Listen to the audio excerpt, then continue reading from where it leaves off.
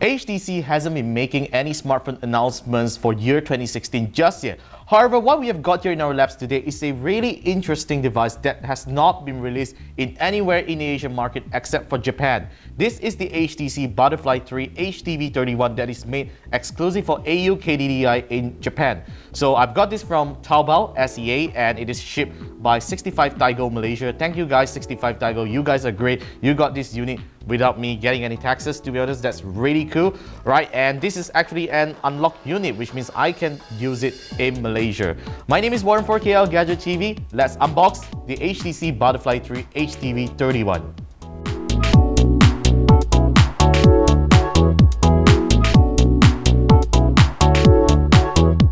Since the Butterfly 3 is exclusive to KLGadgetGuy in Japan, we are definitely expecting a different kind of packaging design from HTC itself. So on the front here, we have a very nice textured feel, which you can actually just rub your fingers on it and it really feels nice, right? So on the back here, we have pretty much a big empty space, but no specs has been mentioned. But you know, this phone is pretty much like the One M9, which has a Snapdragon 810 processor with 3 gigs of RAM. So here we are, we have a made in Taiwan text, which is good, and we have high-res audio on the phone, some Japanese frequencies, and Wi-Fi certified. So this phone is one of HTC's phones to be able to support high-res audio, which is really great. All right, so for information, the model is HTV31 once again. All right, so let's unbox the device by pulling the box out from this paper, and we are going to find out what's inside the box. Voila, there you go.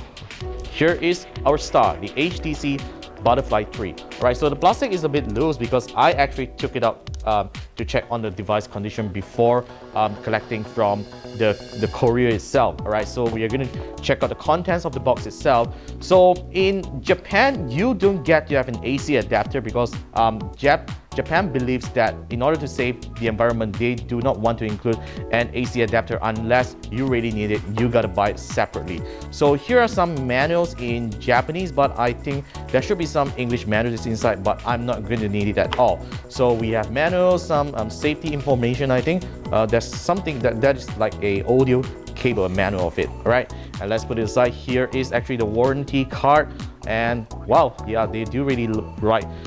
My warranty card, and that's really an outdated date because it's from December. All right, so we have a audio, looks like a audio converter, audio port converter, as I can see right here. Yeah, it is a 3.5mm male to a 3.5mm female cable, which I'm not sure what it is for. Let's put that aside, and we are going to take a look if there's still anything right here. Wow, no USB cable as well. So this is a really simple packaging from HTC in Japan. Alright folks, let's take a look at the hardware of the Butterfly 3. So as usual, Butterfly phones from HTC are made with plastic. As you can see, the back cover is made of very nice but solid plastic. But what HTC has made the Butterfly 3 different this time is that on the front panel here, you can find that the top is actually made of metal, just like the HTC One series. So it's actually good to include a little bit of metal on top of plastic to make the phone look really premium. Alright, so this is a 5.2-inch Quad HD display, and on the top we have a 13-megapixel camera with a sensor. I believe this is not a flash like the Desire 826 or the Desire I, and there's no HTC logo right here like any other HTC smartphones, which I think is really a waste, you see, because if, let's say, if they don't include the HTC logo here, it could have made the phone even more compact. Alright, so turning over to the side, we have the volume rocker separator. Is not a joint volume rocker, and here's the power button. And at the bottom we have a headphone jack, a micro USB port, and a main microphone. On the top here we have a IR blaster. I believe this is actually an IR blaster. Nice to see HTC still including that, not like other manufacturers who removed it. And on the back here we have a really high resolution 20.2 megapixel camera, which I think it is from the HTC One M9 as well. So here's the dual tone LED flash, the secondary noise cancelling microphone, and finally the dual camera setup. It is moved to the bottom. I have no idea why, but you know, moving to the bottom, it actually looks still looks pretty nice as well.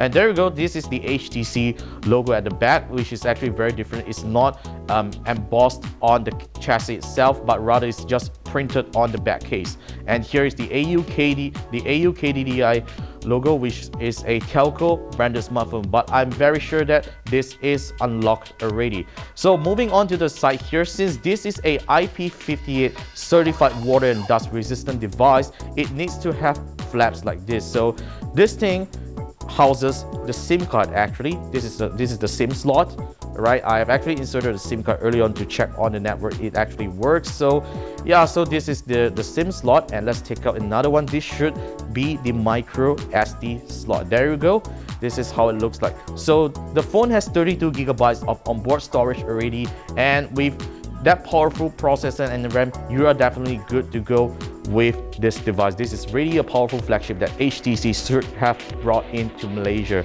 Right, next I'm going to fire up the device, and we should be back in just a few moments.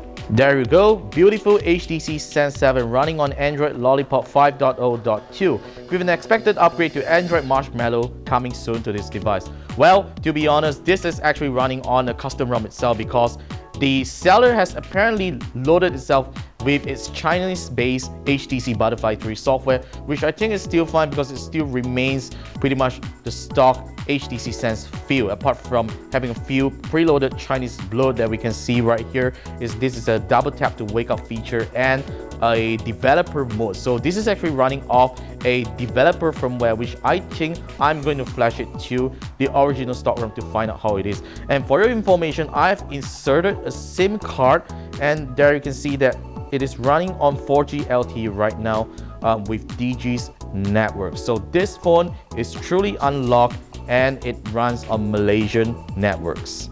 That's it for the unboxing and a hands-on of the HTC Butterfly 3, aka the J Butterfly HTV31, all the way from China, all thanks to 65 Taiko, Malaysia. So stay tuned for my full review of the device, and you can subscribe to our YouTube channel down below by clicking on the red button, and of course give us a thumbs up button if you think this is a really good video, and leave comments down below if you think we should improve, or if you have any questions on how to get the HTC J Butterfly HTV31. And I'll answer all your questions on how to get this really great device, because guess how much I got? I only got 1,200 ringgit. That is extremely cheap, including delivery, right? So stay tuned for more. I'll see you next time in our next video. And before we end, I'm going to just throw this into the jar, just like this.